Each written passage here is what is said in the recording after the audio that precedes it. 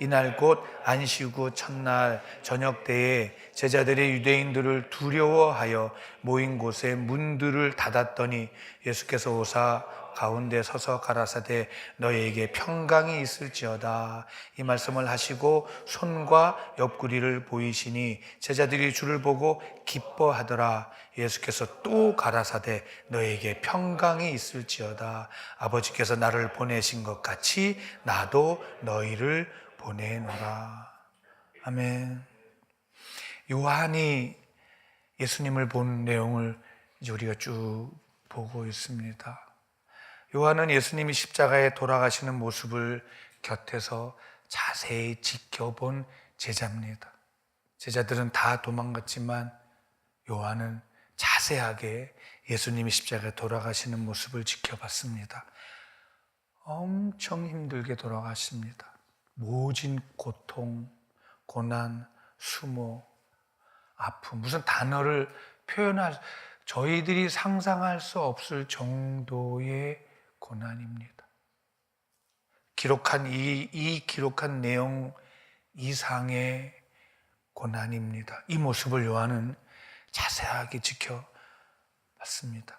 그래서 요한은 예수님의 죽음은 성경에 미리 말씀하신 것을 응하려 하시는구나, 구약을 자세하게 보게 됩니다. 그래서 그 예수님은 하나님의 아들이시고 그 하나님의 아들인 예수를 믿어야만 영원히 살아요 라는 것을 전하러 오신 것을 요한은 자세히 기록했습니다.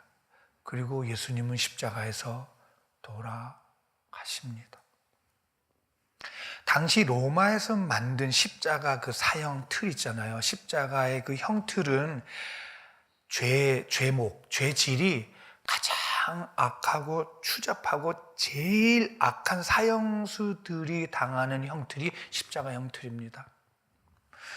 그 형틀은 양손에 못을 박지요. 양쪽 발목이 손바닥에 못이 박히지 않습니다. 손바닥에 못이 박히면 빠집니다. 양 손가락이 연결고리인 손목, 양쪽 손목에 못을 박지요. 또 양쪽 발목은 폭에서 이 가운데에 못을 박게 됩니다. 그리고 쉽게 죽지가 않습니다. 죽을 때까지 매달려 있습니다. 그러니까 짐승들이 와서 다 쪼아 먹고는 하는, 그렇게 고통 중에 고통의 형틀이 바로 십자가의 형틀이었습니다. 그런데 예수님은 요한복음 19장 23절에 보면 로마 병정들이 가위바위보에서 다 겉옷과 속옷을 제비 뽑아 나눠 가짐으로 예수님은 빨가벗고 돌아가시는 거 아시죠? 그러니까 요한이 본 예수님의 그 십자가는 기록은 이렇게 해놨는데 말씀을 볼수록 어떻게 표현할 수가 없습니다. 하나님의 아들이 십자가에서, 그것도 마지막에는 이렇게 완전히 옷도 하나도 걸치지 않고 돌아가십니다. 그게 바로 저와 여러분이 믿는 예수 그리스도이십니다.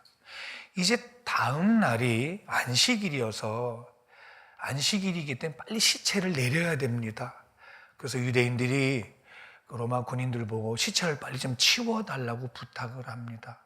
그러니까 로마 군인들이 시체를 빨리 내리려면, 십자가에 매달려 있는 사람의 시체를 내리려면 빨리 죽어야 되잖아요. 그래서 죽일 수 있는 방법이 다리를 부러뜨리는 겁니다. 그래서 예수님의 가운데 계시고 양옆에 있는 그 강도들의 시체에 다리를 부러뜨려 죽여서 시체를 내립니다.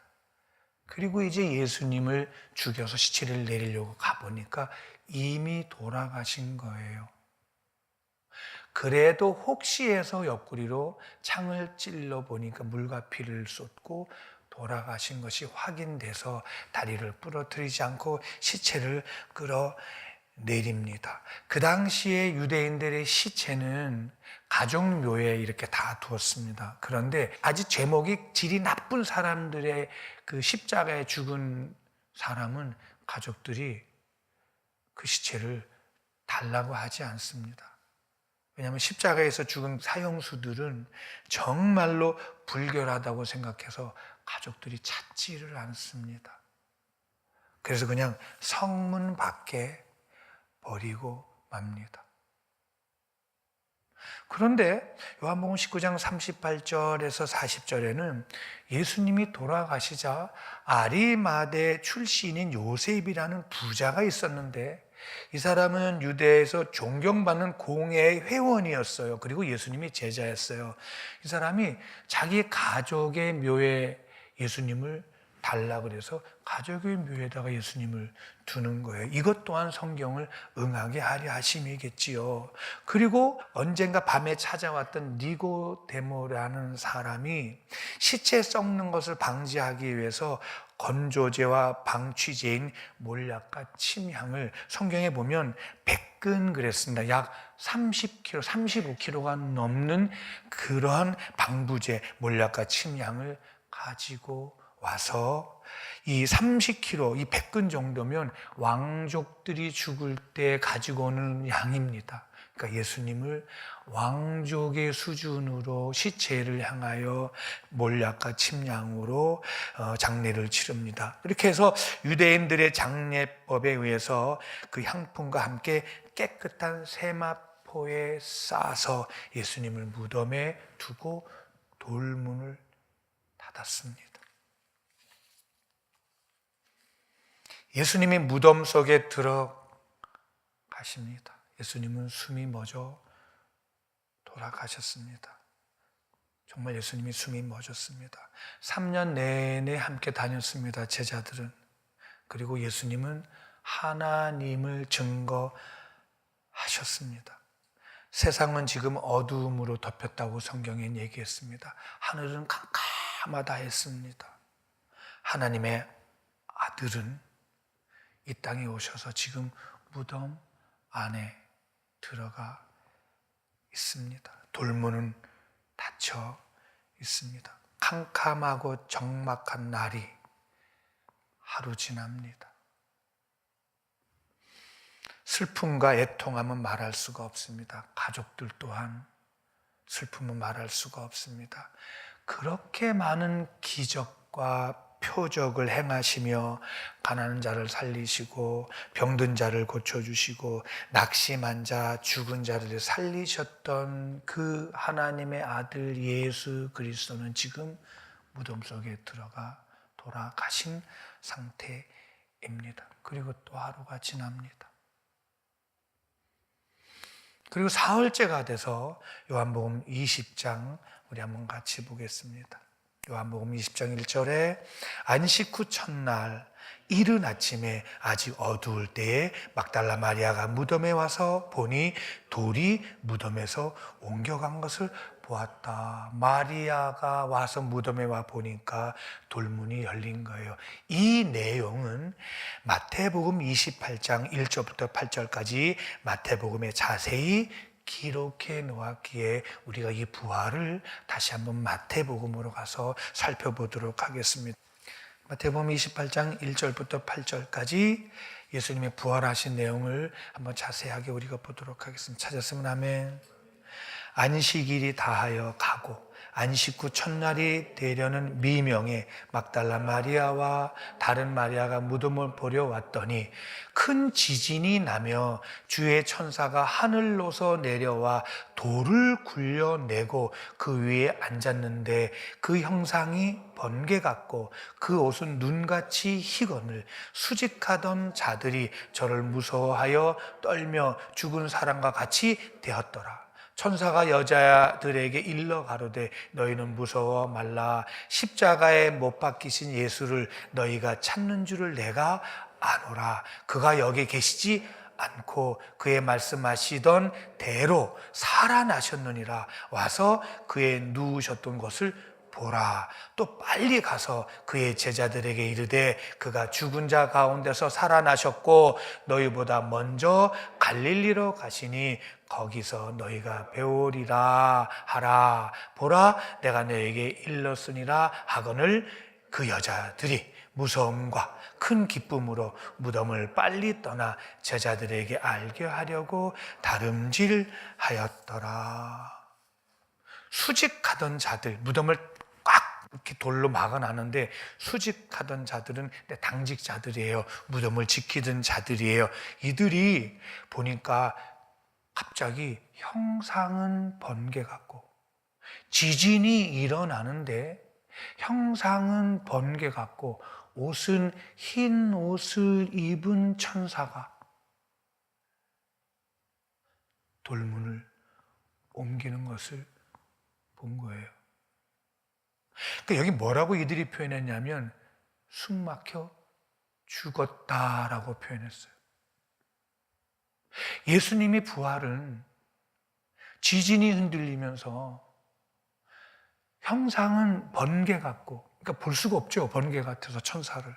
형상은 번개 같고 옷은 흰 옷을 입은 천사가 돌문을 옮겨 놓는 것을 이 당직자들이, 수직하는 자, 지키는 자들이 본 거예요.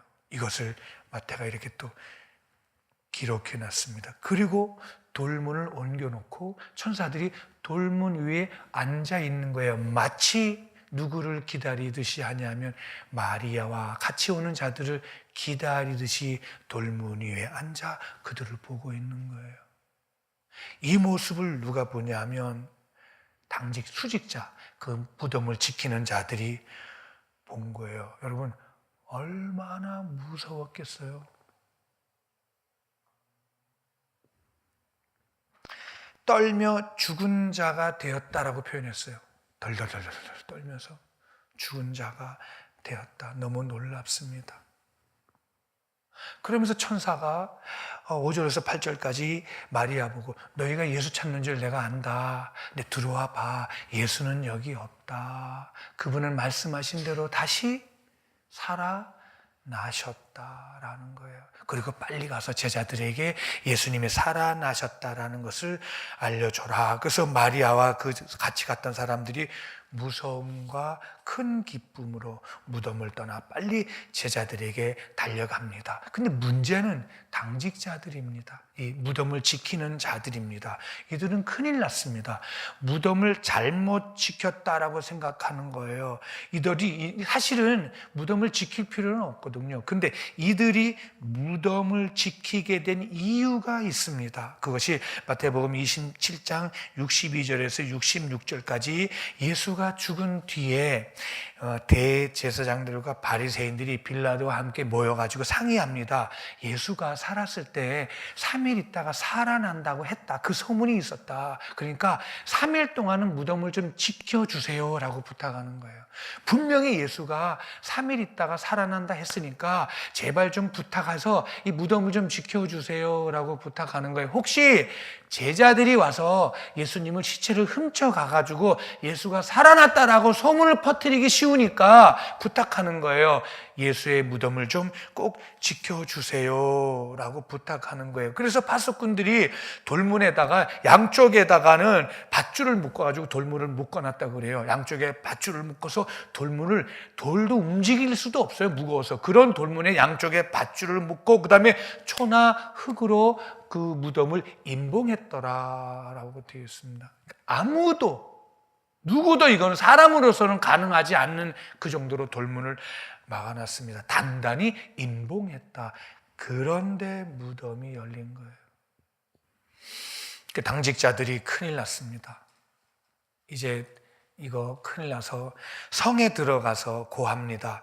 마태복음 28장 12절부터 보면 성에 들어가서 저희가 보니까요 천사가 나타났어요. 그래서 돌문을 옮겼어요. 저희가 불가항력이었어요. 어쩔 수가 없었어요. 지진이 나고 그냥 번개 같은, 내가 눈으로 볼 수 없는 천사들이 나타나서 돌문을 옮겼어요. 어떻게 하면 좋을까요? 그러니까 유대인들이 뭐라 하냐면, 그랬냐? 그러면 너희가 돈을 줄 테니까 얘기 좀 해줘라. 밤에 예수님의 제자들이 와서 예수를 훔쳐갔다라고 해줘라라는 거예요. 군병들이 돈을 많이 받고 이제 그 소문을 퍼뜨리기 시작합니다.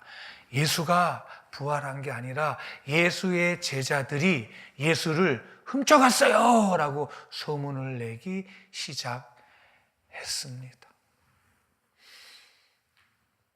지금 제자들은 이런 소문이 나지 않아도 예수님이 잡혀간 뒤에 이제 다음은 자기들이 죽을 차례라고 생각하고 두려워하고 있는데 이 소문마저 났습니다. 예수님을 잡아 예수님이 무덤에 계신데 예수님을 무덤 문을 열고 훔쳐간 자들이 제자들이다라는 소문이 나기 시작했습니다. 그래서 제자들은 두려워서, 왜 두려워요? 잡혀서 죽을까 봐 두려워서 문을 잠그고 모두 숨어 있습니다. 왜냐하면 제자들은요, 예수님이 십자가에서 고통 가운데 돌아가신 모습을 자세히 압니다. 서로 말은 하지 않습니다. 그런데 자세히 압니다. 어떻게 돌아가신 것을 압니다. 너무 고통스럽게 돌아가셨습니다. 예수님은 상상할 수 없을 정도의 고통입니다. 정말 힘들게 돌아가셔서 그 이유는 아시죠? 우리의 죄 때문인 거. 정말 힘들게. 어떻게 저렇게 고통을 당하고 돌아가셨을까? 바로 연결되죠. 내가 악해서 그렇구나. 그 예수님의 죽음이 두려움으로 와 있는데 이제 소문까지 났습니다. 예수를 무덤에서 가지고 도망갔다고. 이제 잡히면 죽습니다. 예수님처럼 죽습니다. 그래서 문을 꼭 잠그고 제자들이 숨어 있어요. 그런데 우리 20장 같이 보겠습니다. 이날 곧 안식 후 첫날 저녁 때에 제자들이 유대인들을 두려워하여 모인 곳에 문들을 닫았더니 예수께서 오사 가운데 서서 가라사대 너희에게 평강이 있을지어다. 문을 꽉 정말 누구도 못 들어오게 걸어 잠그고 있는데요. 갑자기 노크 소리도 없어요. 문 열어준 적도 없어요. 예수께서 나타나신 거예요. 그리고 평상시처럼 오셔가지고 제자들 가운데 탁 서시더니 첫 마디가 뭐라고 얘기하셨어요? 너희에게 평강이 있을지어다. 아멘. 너희에게 평강이 있을지어다. 아무도 문 열어준 사람이 없습니다. 그리고 노크한 적도 없습니다. 가만히 생각하면 뚫고 들어오셨습니다. 예수님은 이제 부활하신 예수님은 육체가 아니시잖아요. 영체와 육체가 함께 있잖아요. 지금은 천국 아버지에게 가시기 전에는 뚫고 들어오셔서 가운데 서셔서 한마디 하시는 거예요. 평강이 있을지어다. 그러시면서 20절에 무엇을 보여주세요? 같이 보겠습니다. 20절에 이 말씀을 하시고 손과 옆구리를 보이시니 제자들이 주를 보고 기뻐하더라. 지금 잡히면 다 죽을까 봐 두려워서, 두려움은 죽을까 봐 두려워하더라고요. 두려움은 걱정, 근심도 죽을까 봐 그렇더라고요. 이게 죽을까 봐 지금 두려워서 떨고 있는 제자들에게 나타나셔서 평강이 있을지어다 하시면서 평강의 그 원인과 너희가 평강해야 되는 이유를 보여주시는데 그게 뭐냐 하면 못 박힌 손 보여주시는 거예요. 그리고 옆구리를 보여주시는 거예요. 제자들은 관심이 손과 옆구리에 있지 않습니다. 예수님이 살아오신 거예요. 다시 오신 거예요. 그러니까 이들은 또 옛 생각이 나는 거예요. 뭐예요? 이분이 오시면 다시 무엇을 해방시키겠다? 로마를. 거기서 유대인을 해방시키겠다. 마치 누구처럼? 모세처럼. 또 그 생각인 거예요. 그래가지고 이분이 오시면 잘됐다. 다시 한번 해보자. 예수가 계시면 못할 게 없다. 예수만 계시면 죽은 자들 살리시는데 뭐가 문제겠냐. 잘 오셨어요 하고 환영합니다 하고 기뻐했더라라는 거예요. 그러자마자 그렇게 기뻐한 제자들을 향하여 예수님은 다시 말씀하시는 거예요. 21절입니다. 예수께서 다시 또 가라사대 너에게 평강이 있을지어다. 아버지께서 나를 보내신 것 같이 나도 너희를 보내노라. 평강, 헬라말로 에이레네. 이 말은 평안, 평화, 또 화평. 이거는 헬라어 에이로가 결합하다거든요. 결합하다에서 파생된 단어로 다시 하나가 되다. 평강, 하나가 되다. 에이레네. 주님은 지금 평강이 있을지어다 하시면서 손과 옆구리를 보여주시는 거예요. 너희가 지금 두려워 죽을까봐 떨고 있지? 죽을 것 같지? 지금 겁나지? 너희 잡히면 죽을 것 같지? 그런데 너희 죽지? 않아. 평강이 있을지어다. 왜? 내가 대신 죽었어. 내가 대신 죽었잖아. 너희 대신 죽고 내가 살아난 것 좀 봐. 너희가 지금 평강해야 되는 이유는 내가 십자가에서 죽은 그 이유다. 요한은 지금 평강이 있을지어다 하신 말씀에 내가 너희와 하나가 되었다. 이게 에이레네. 아하. 언제 우리가 예수님과 하나가 된 것인가? 그래서 말씀을 생각합니다. 요한복음 19장 30절에 보니까 예수님이 돌아가시기 전에 그 말을 하셨어요. 내가 다 이루었다. 테텔레스타이. 그 말씀이 요한이 생각난 거예요. 다 이루었다. 십자가에서 이제 딱 돌아가시기 전에 한마디 외친 그 외마디가 뭐예요? 다 이루었다. 평강이 있을지어다. 그 생각이 말씀이 기억나는 거예요. 그게 뭐예요? 내가 다 이루었다. 너희의 모든 죄값을 다 지불했다.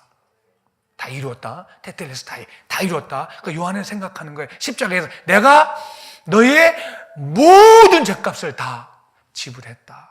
값을 치렀다. 내가 하나님이 요구하시는 율법의 요구를 너희는 하나도 못 지키는 그 율법에 요구된 사항들을 내가 다 이루었다. 테텔레스타이. 요한은 생각하는 거예요. 지금 하나님의 말씀을 주시며 말씀하시는 그 평강의 근거는 바로 예수께서 십자가에서 죄인들을 위해 돌아가신 그 사건, 십자가에서 죽으신 그 이유가 너희들이 평강해야 되는 이유야 라는 것이었습니다. 부활하신 후 제자들에게 나타나서 처음 하신 말씀이 평강할지어다. 지금 잡혀 죽을까 봐 두려워 떨고 있는 제자들에게 예수님이 오셔서 너희는 죄와 죽음에서 내가 너희를 해방했다. 두려워하지 마라. 두려워하지 마라. 너희 안에, 우리 안에 죄로 인해 하나님이 떠나신 그 자리에 예수님이 죽으심으로 하나님이 다시 오신 상태. 그게 평강입니다. 에이레네. 그래서 이제 하나님이 우리의 아버지가 되신 상태입니다. 이 예수를 믿으면 하나님이 주시는 하늘의 평강, 하늘의 평안, 하늘의 기쁨, 하늘의 평화가 있을 거다라는 거예요. 그러시면서 세상이 주는 그런 평안이 아닌, 세상에 주는 그런 눈으로 보여지는 그런 평안이 아닌 예수님이 십자가에 죽으심으로 죄로 인해 막혔던 그 하나님의 평안이 십자가를 통하여 이제 하늘에서 내려온다. 평안하뇨, 에이렌의 평강이 있을지어다. 아멘. 이제 예수님은 부활하셨어요. 예수님은 무덤에 계시지 않습니다.